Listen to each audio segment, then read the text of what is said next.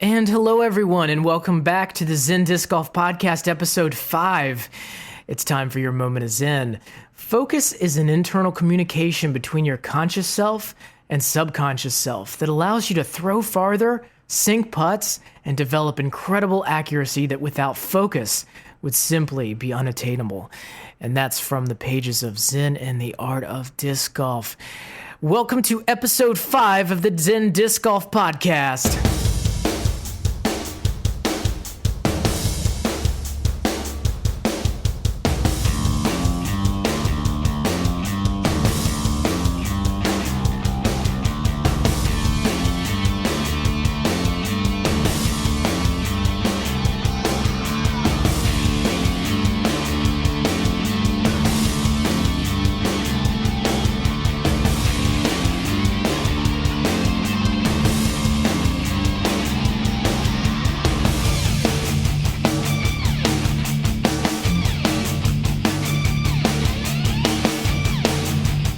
Zach. Pat, what's up, man? Welcome back. Thanks for having me. Guess what? What's up? They listened. They listened? They really listened. Tell me all about it. I'm not kidding. Like, we did those first 4 episodes in 48 hours? Yeah, it was pretty fast. And, man, the feedback that we've gotten, when we started this out, what did I say to you? I said something like, hey, let's try it. If no one listens, no one listens. So they listened. They did. They listened. And let me tell you a little bit about the listeners of our podcast. This comes from our stats for our the group that syndicates. Let me tell you about the countries we made it to. Tell me about it. United States, of course. Naturally. We should. America. Canada is up on the board. Maple syrup up there. Canada. UK. Really? Yep, they're listening to us in the United Kingdom. God save the Queen. Finland. Wow. Which really? isn't it? I mean, that's surprising, but not so surprising because disc golf is getting huge in Finland. Insert Finnish joke here. Australia. We made it to Australia. Down under. Yes. We made it to Germany. Unbelievable. The great beer in Germany. Yeah. Do they understand us, all these places, or are they just listening to us in English? Well, I think that they have a better handle on English than we do on German, if that counts. They do. My German is limited to Rammstein. I know Hefeweizen, that's about it. Du hast. Du hast. I was a big fan of their song Rise, Rise. Honestly. Yeah, it's a good song, too. Let's see. Argentina. What? Yes. Get out of here. France. Really? We made it to all these places. But you notice something about that? Finland? Denmark? What's missing? I think Sweden. Sweden. Wait. Where are my Sweden folks at? Where are my Swedish folks at? I mean, come on. You know I'm in your public library. Why aren't you listening to the podcast? You guys think you can just make delicious chocolates and not listen to the podcast? I know, right? So here's what I need you to do, Finland and Denmark. Y'all are neighbors, right? Y'all need to make some phone calls. Get us in Sweden. Unbelievable, Sweden. Of all countries, you're neutral on a lot of things, but Zen Disc Golf, you need to be pro Zen Disc Golf. Amen. Let me tell you about the states that we're big in. In the United States. Hit me. Huge in California. Really? The other side of the country. Interesting. They're loving them some of our accent. Oh, wow. We probably sound like this to those guys over there. Gee, golly gosh. Unbelievable. We're also huge in Texas. I don't know if you know this or not, but it's the country of Texas. Yeah. I bet it's those Good Up guys who got us big in Texas, though. I believe that. Those guys are awesome. What's up, guys? How you doing? I hope everything's going all right down there with Good Up. Love seeing you guys on Twitter. Interesting story about that. One of the followers, I can't remember who it was, and I'm sorry to you, but he sent me a message on Twitter and said, "Hey, I just ran into the Good Up guys on the disc golf course." Oh, what a lucky guy! So you got one listener not knowing the other listener, and then runs into him on the course.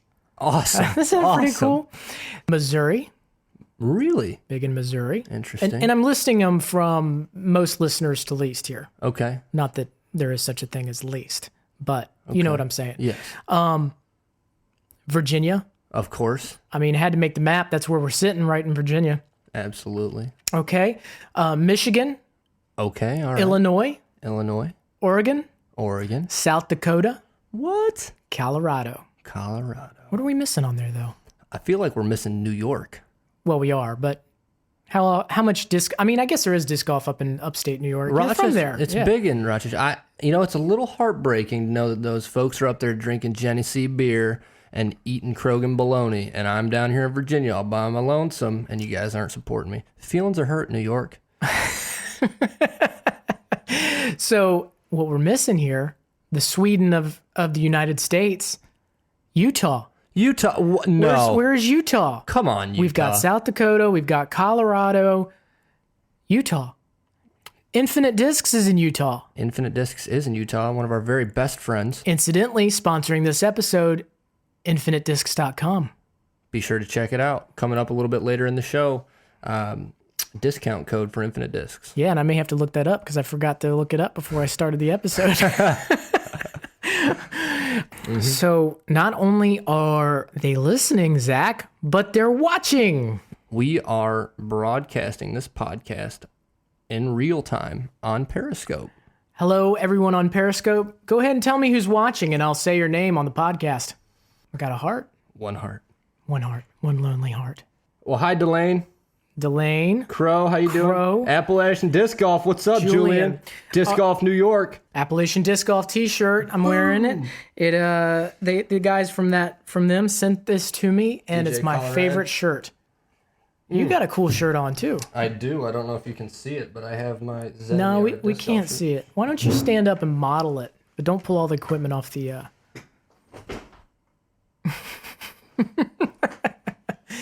That's awesome.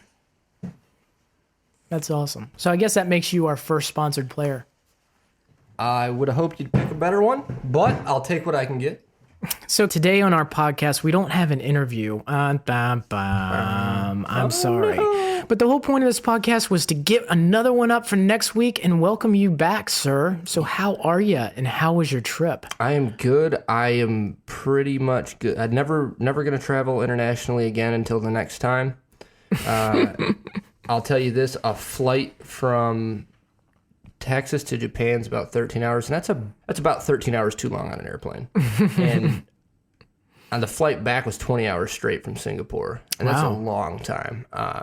You ever been on a flight and your butt cheeks kind of go numb?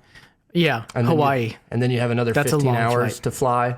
Oh, wow, yeah. Yeah, that's so. But Japan is a nice country. It's really crowded, and then public transit is exceptionally expensive. So I didn't get to make it to a disc golf course, but I did get some field work in, and They have fields in Japan. they have a field. There's Just one. And you found it. The rest are rice paddies, oddly enough.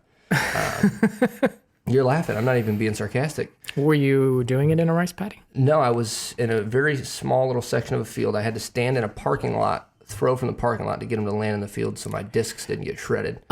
Need I remind you, you probably should not be throwing discs on a street or a parking lot or around cars. Yeah, I mean, I kept it pretty. The only thing I hit was water. Episode 2, everybody, if you want to know what happened. Poor lady. I hope she's doing okay. You destroyed her It's her fault. with your destroyer. So I practiced there right next to the Gulf of Tokyo. And for anybody that hasn't been to Japan in the months of April and May Or ever. or ever would know that the wind blows a mild 700 to 800 miles an hour at any given time in all directions. Wow. So So do you disc down in that or disc up? Well, I decided only to throw mids and putters, and I put not only a putter into the drink, but also a mid, and they were stable. My XT AVR was stable. The Wombat it's a liar. Those ratings are wrong. And That Wombat's a liar. it is a liar, and it went into the drink, and they were recoverable if I had rappelling gear to get 60 feet down the seawall, and then could scuba dive 50 feet in the crystal clear water that is the Gulf of Japan. Yeah, you called me through the Facebook thing. Was that the Facebook phone thing? Yeah. From there. And first of all, it was funny because I was in the grocery store with I was at work with the fire department. We were in the grocery store and my phone starts making this weird sound. And so I'm like, I'm not really sure what this is. No message showed up on the screen. And so I'm like, I think it's broken. So I refreshed it and you were like, that jerk.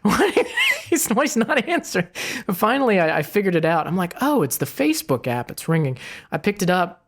Super clear. Yeah, it's a very handy tool, isn't it? Yeah. But you were saying at that point that you had thrown your discs in the drink and that you were looking for rappelling gear at that time. Did you actually go and try and find some? I did. I went and there's a fast company of Marines that they just kind of do a little bit of everything. And I was like, hey, can I borrow your rappelling gear? Like, oh, we don't have any handy. I'm like, well. So I finally started talking to some folks. I was like, so what kind of trouble would I get in if I went and climbed down this wall and swam over there and got it? And they're like, well, I don't think you'd get in trouble per se. I think you'd die of hypothermia. The water's like 50 degrees. Oh, wow. And I said... And it's radioactive. And radioactive, yes. And I said, well, but it's new plastic, though. Yeah. And nobody else got that except for me, so that was kind of a bummer. You didn't explain the no disc left behind? No, they didn't. They don't care. They're like, you're an idiot. You know what? I say that now, but I got something to tell you a little bit later. Okay. Tell me all about it. I will. Awesome. I kind of went against our own no disc left behind policy. Sometimes it happens. Got lazy. Oh, well. So Japan was good then? It was good. I got to see the square in Tokyo. And the coolest thing... Was it a square? I think it was more of a rectangle. Rectangle. That's what I always felt like it was, a rectangle, not so much a square. The synchronization of people crossing the street is awesome. But the coolest thing was the train pushers. When you get on the subway in Tokyo, and I'm sure people have seen pictures or videos of people just being shoved into trains. Yeah. I experienced that firsthand. There are some Japanese folks that got really, really close with the ticklish hamster, and it was really uncomfortable. I am glad that you brought that up because I forgot to write that down in our show notes. We need to talk about this. The ticklish hamster? We need to talk about the ticklish hamster. Oh, what do you want to know? Well, first of all, to explain to everybody who doesn't follow us on Twitter, I'm at Zen Disc Golf. And I'm at ticklish hamster. Yeah. So what's up with that? Well, when we first met, you had mentioned that you're doing a lot of stuff on Twitter, and this was before we started working together with the podcast. We were just throwing discs and hanging out and whatnot. I said, I'll follow on Twitter and see what's going on. I didn't have a Twitter account at the time. Were you Twitter stalking? In a way. Well, you were giving away free stuff. I was like, heck yeah, I'm going to get some free stuff. That's what it was. Heck okay, yeah. I see how it is. Yeah, absolutely. And you were trying to come from a name that I'd never figure out. Yes. Yes. Don't you think when we showed up down at Munden or Bayville that when you pulled that new wombat out or whatever I've given away that I would notice? I would have just kept it a secret forever. I'm like, hey, that's a nice new wombat you got there. That looks exactly like the one I gave away last week. Yeah, it was two of them. I would have just lied. Yeah. I just got on Twitter. I'm like, I don't like to use my real name for reasons. And I was like, well, I'll just use whatever pops in my head. Bam, ticklish hamster. How in the world did ticklish hamster pop in your head first? I respectfully decline comment on that. Okay. No, I don't know. It was filtered. I mean, it could have been much worse than that. So while you were gone, there was a lot of stuff that happened with Zen, man. So what is new with Zen? I understand that you have been a very busy man. I have, and I couldn't possibly go into detail on one podcast and tell you everything that happened, but I will tell you the biggest thing to happen recently, and that is the audiobook is very soon to come out. Awesome. Yes, and right after you left, I started the process of doing it, and I had 4 auditions for the narrator of the audiobook via the internet. Not they didn't come into my home to read. But I had 4 auditions, and they were all equally amazing in their own way. The first guy I was amazed by. And I said, this guy is a pro. But for maybe a book about World War One, Right. or a history book or something like that, because he was amazing. He had this deep bassy voice, and he did a great read, except for a couple things. First of all, I noticed, and I couldn't help but laugh. Every time he got to the words disc golf, he said it like it was the first time he had ever seen those words put together, like they weren't even real words. Right. So he would be like, "Today I played disc golf." No way. No, you did not, sir. Yeah, I don't believe you. I don't know. Hey, Zach, what do you feel like doing this week? You want to go play some disc golf? No, back in my day, we played real golf. No.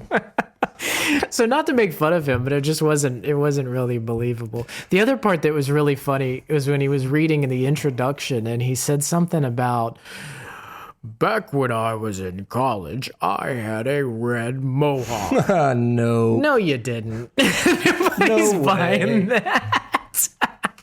So it was amazing. So it's not to make fun of that guy, but he is definitely talented as a reader, but just didn't work for the book. But it was funny. The next two readers were really good, and I almost went with one of them until I heard the one that I went with, Matt Hayes. Matt Hayes. Yeah, Matt Hayes. He's an actor out in L.A. and also a narrator, voiceover actor. Just amazing voice, man. And he read it, and he's also a disc golfer. Right, yeah. He's played the sport. He got the book. He understood it. He was excited about it, and you could hear it in his voice. And so it was, I believe, like 2 or 3 days ago. I got back to the preview of the whole book. So I was able to listen to it. Right. And today I was like, "Oh man, I want to play disc golf, but I've got to preview this book. But I want to go play disc golf. And there's no way you could do But I those got two to preview things. the book. But I want to go play it. It's so beautiful." And then I was like, "You idiot, just put your headphones on and go." So so I went out to Munden. If I only had the technology. If we only had the we're podcasting here with both of us having headphones on our head. Couldn't figure it out. Just one of those days. Sitting on the couch, your head in your hands. It could be that this past week I decided to try to cut back on the caffeine. Yes, you have been a little off. Yeah, and it's the struggle bus is what I've been riding to school every day. Well, think about where you're coming from and where you're going to here. You were drinking 16 shots of espresso twice a day from Starbucks to cold turkey. Yeah. And you're, man, I'm surprised I don't have the energy. Well, goodness gracious, you're borderline on a heart attack there. You know what? It's all about getting stuff done, though. It is, yeah. I didn't write that in my book. That'd be chapter 16, The Power of Caffeine. Power of caffeine. Maybe that'll be in the second version. Yeah. Yeah. V2. So anyway, so I put two and two together. I went out to Munden and I listened to the audiobook, and man, I was so impressed with the job that this guy did.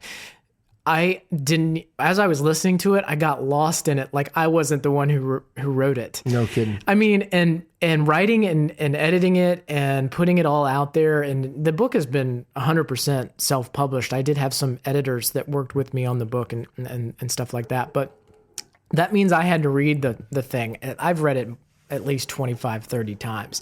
But when I heard this guy actually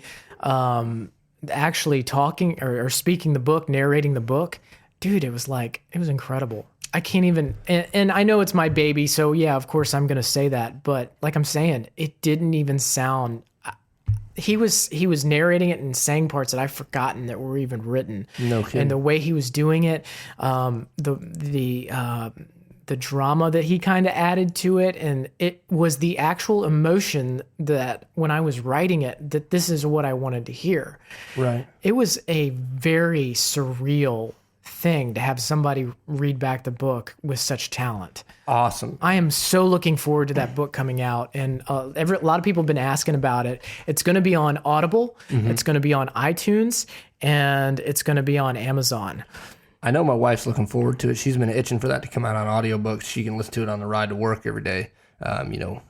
me being a geographical bachelor, her having the kids, she didn't have time to sit down and read a book, but she can listen to a book. It's powerful, man. I really, I mean, I can't say enough good words about what he added to that book. So I'm super excited.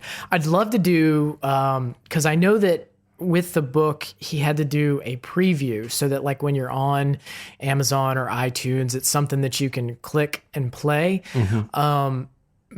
And I'm hoping that there's going to be some way maybe I could take that preview and tack it onto the podcast so everybody at home can hear what I'm talking about, and just give everybody a nice preview of the book. But I just can't say enough good things about it. I'm super stoked for that thing to come out. I'm almost more stoked about this audiobook to come out than I was when the paperback came out. I'm just going to be upset that you won't be able to sign my audiobook. I need resale value. Right? Collector's edition. This is the one where he curses a lot. Yes. This is Zen in the Art of Thug Disc Golf. Thug Life. Zen in the Art of Thug Life. Zen in the Art of Thug Life. Now it's time to give some stuff away. So here's this week's winning review. This person left a 5-star review on Amazon. And, well, let's read it. Here it goes. This is from Joshua Bunker, and he leaves a 5-star review. This was the perfect selection. It is helping my game. And he says he bought a paperback version. And he says, as a vet with PTSD and anger management issues, I was looking for something to help me. This was the perfect selection. It is helping my game, my life, and my marriage by relating it all to disc golf and in terms that keep me reading. Definitely recommend it. Wow, that's an honor. That is awesome. Hey, man, Josh, hang in there, brother. PTSD is a fickle beast, and this book will do nothing but help you out and help you move forward and kind of stay calm, and it helps, like you said, not only on the course but off the course as well. Yeah, so Joshua, if you will send me an email, zendiscgolf@gmail.com, I'll be happy to sign a book and get it out to you. And listen to episode 4 of the podcast. You might be interested in that because we talked to Alan Hargraves a lot about PTSD and some of the ways that we can help overcome that, even using disc golf. Absolutely. Okay, Zach, you know how every podcast we give away a signed book to someone who left a 5-star review on Amazon, right? Yeah, they give the 5-star review, you pick a winner, say their name on the podcast, should they listen to the podcast. What I've learned about this over the past 4 podcasts, and because we did those podcasts in 48 hours, I kind of did it the same way every time. We need to be more specific because I've gotten some emails from people who didn't win but still want their free signed book. No. So they email and they say, hey, I listened to the podcast. I'd like my signed book. No. I'm trying to think about which podcast I said that you get just a free signed book just for listening to the podcast. I need to go back and listen to them and just see where we left it out. I don't think that happened. Maybe I need to script it so that it's real sure and we have the dotted line. Here's the steps to winning, though. Okay? You ready? Yes. Step 1, own the book. Preferably buy it. Well, you can buy it anywhere. If you buy it through Amazon, it's a verified purchase. But even if you buy it through infinitedisc.com or one of the other pro shops that has the book, right? You can still leave an Amazon review. In fact, please do. Please do.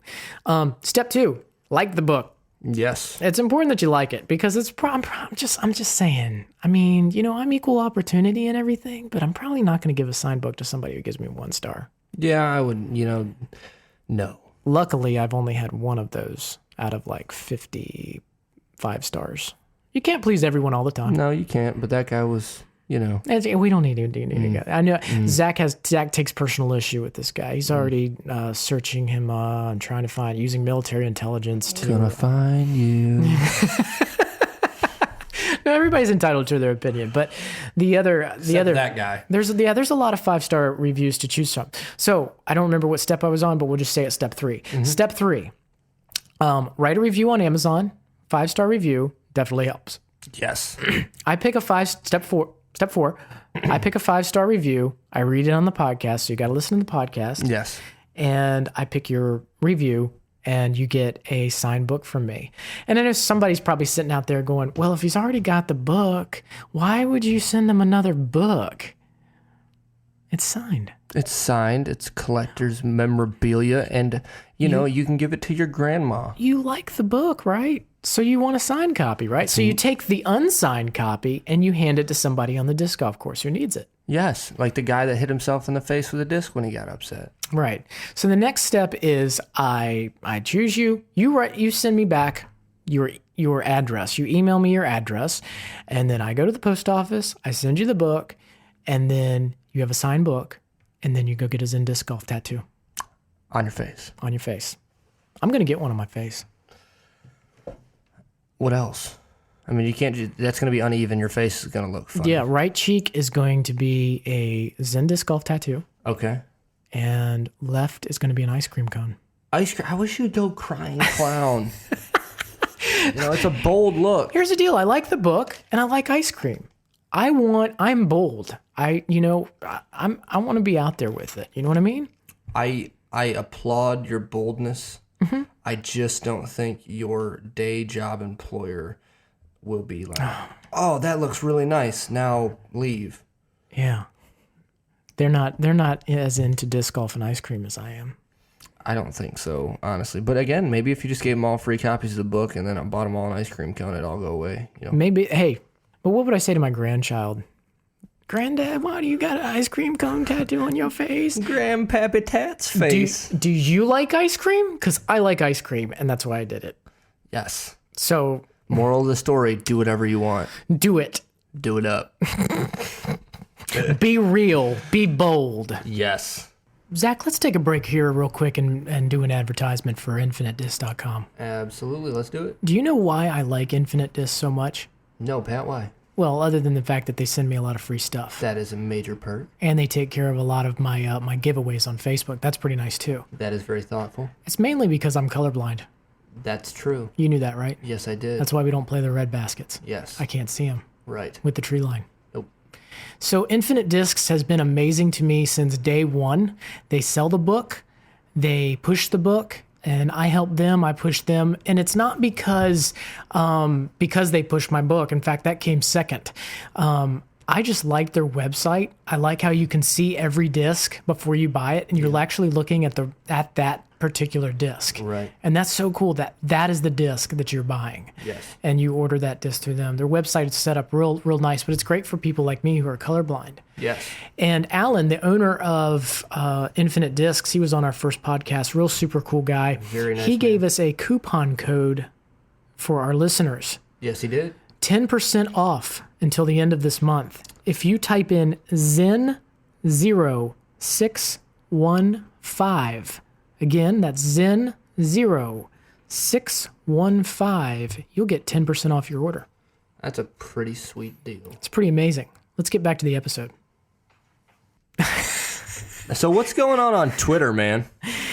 All I've right. been out of the game for a long time. What's going on? There's been a lot of stuff going on Twitter, but one of the questions, and this, all right, bless his heart, Chris Bowden is constantly up on our Twitter. He is on. Where is he? Where is he I don't know. geographically? We need to get him on the show. Yes, we do. Yeah, that would be an interesting thing. So he asked a question. I think he asked me this probably 5 months ago, and I said I'm going to do something about it, but I never got around to it. Right. His question was about music on the disc golf course. And, That's always a good question. right, and how we feel about listening to music, playing music on the disc golf course, through like speakers or headphones or anything. Right. What our thinking is about it. And I didn't address anything of the like about that on the book. I would like to know what the Ticklish Hamster has to say about that. The Ticklish Hamster has seen it all. There was a cat I played with in Pensacola named Bandana Matt. They're a colorful bunch down there. He had a bag and he had rigged it with speakers, and he would plug his iPod into the speakers and he would walk the course blasting like Mott the Hoople and Grateful Dead, and you kind of get the idea of what he was into. Yeah. I've seen other folks like myself, for instance, if I'm playing and which most of the time I'm kind of stuck playing by myself during the weekdays because people work different schedules, et cetera, et cetera. After first 18, you kind of start getting bored.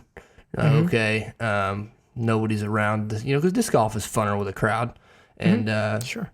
So I'll put on my phone with Pandora or something like that and listen to music.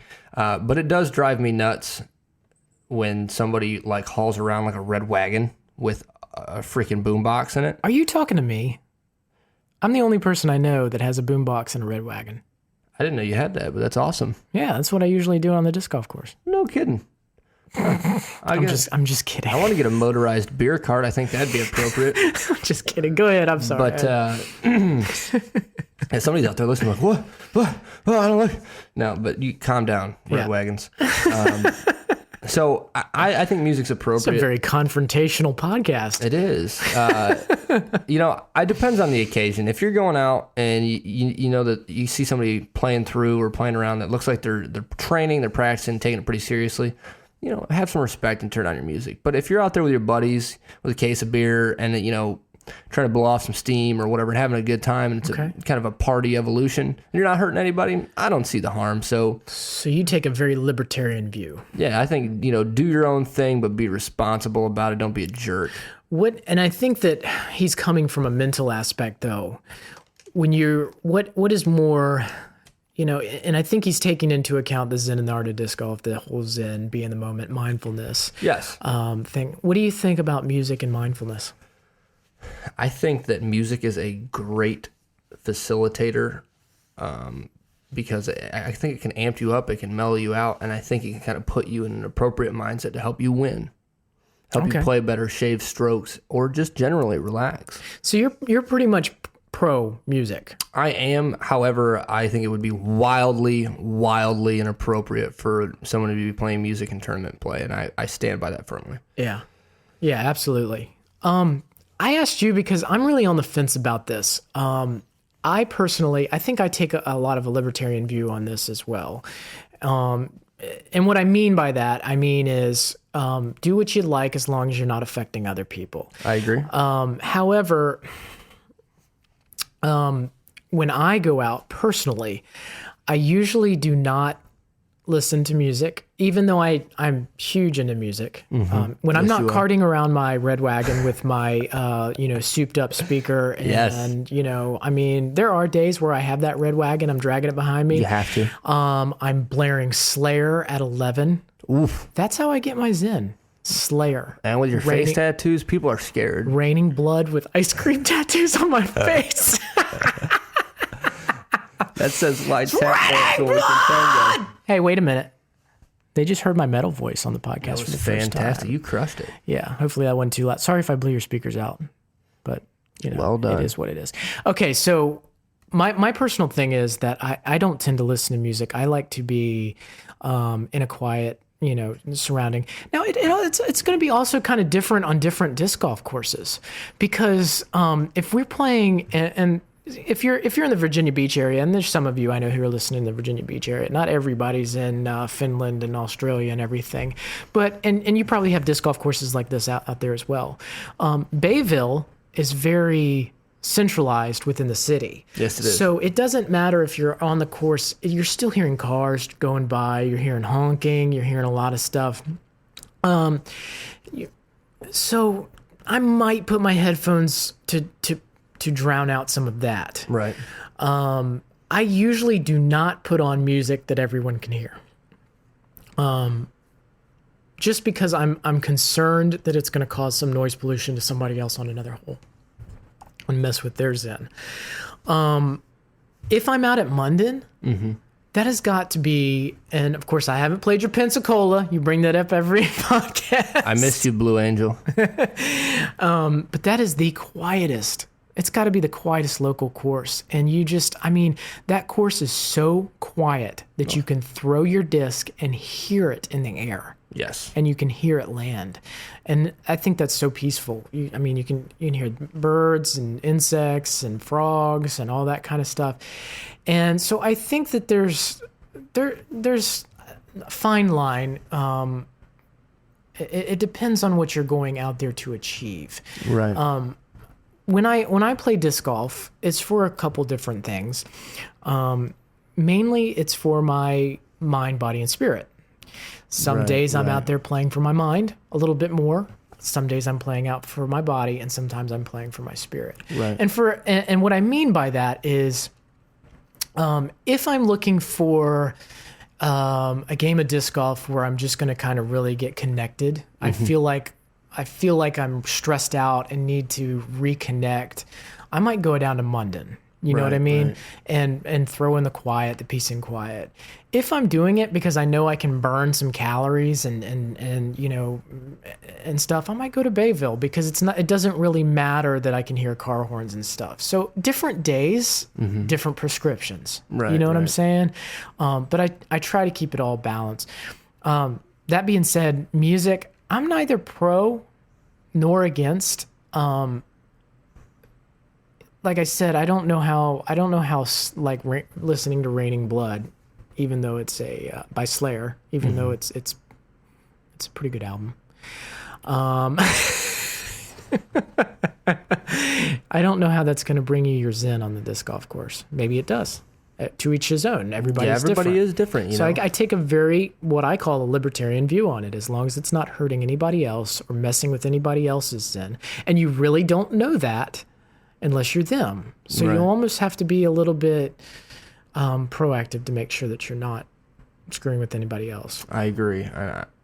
Nobody gets upset when Taylor Swift comes on, so I just keep that playing at all times.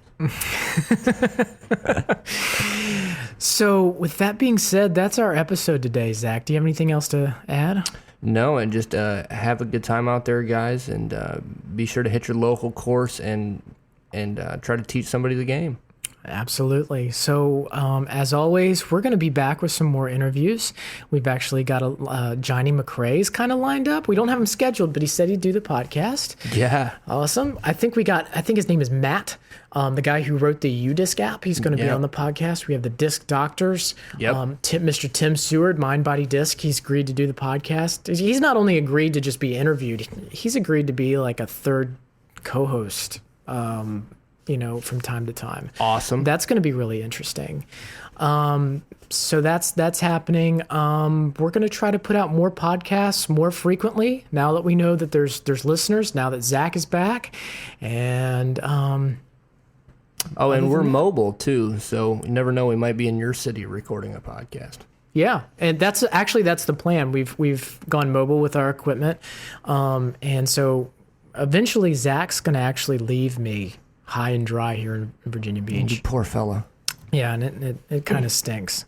But what we're going to do is he's going to come up here, do the podcast. I'm going to go down there, do the podcast. We're going to try and meet in the middle between here and Alabama. Yep. So if you live somewhere in between that area, we're going to be trying to play some disc golf, in South Carolina. North Carolina, Georgia. Florida's over there. So... send us a text. We might come down and play, and we'll actually do the podcast from a hotel or something. We haven't really talked too much about it off the air. We'll figure it out. But other than that, anything else? No, sir. Make sure you're following us on Facebook, Twitter, Periscope.